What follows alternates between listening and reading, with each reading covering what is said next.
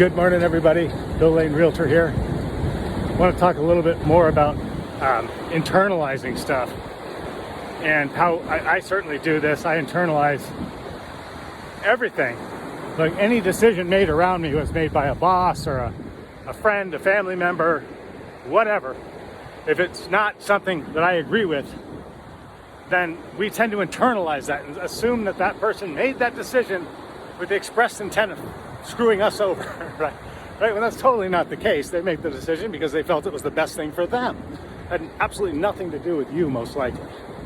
So that kind of internalization is negative, right? You're taking on stuff you can't control. You know, it has nothing to do with you, and yet you're struggling with it. So that type of internalization we want to try to avoid. But when you're having problems in your life, it's real easy for us to blame somebody else, you know, or blame or expect something to change.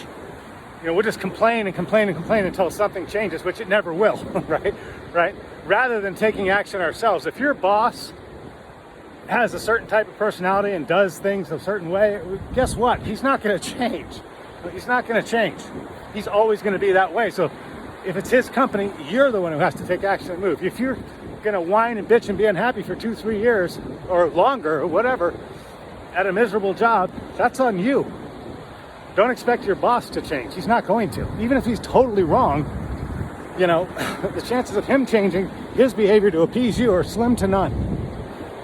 So internalization has positives and negatives. I guess that's my point. So I just feel like if you have a problem, your first solution to any problem should not be blaming somebody else or blaming some other situation, because you have control of whether you're around that person or in that situation, whether it's a job or anything else. You can always change.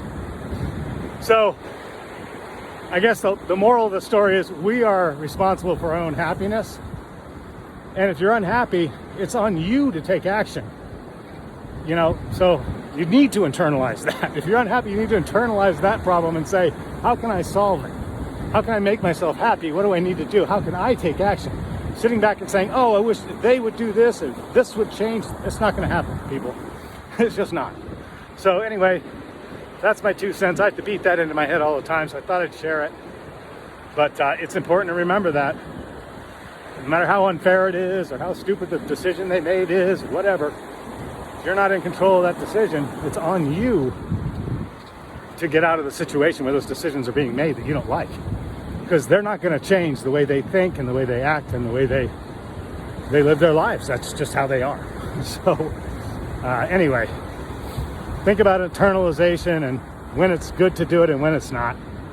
And once you can figure that out, it's super helpful in maintaining some kind of sanity once you go through the day. So anyway, hope everybody has a fabulous Friday. 619-243-4000 if I can help you with the real estate or anything else. I'd love to do it. Look forward to speaking to you. Everybody have a great day. Bye.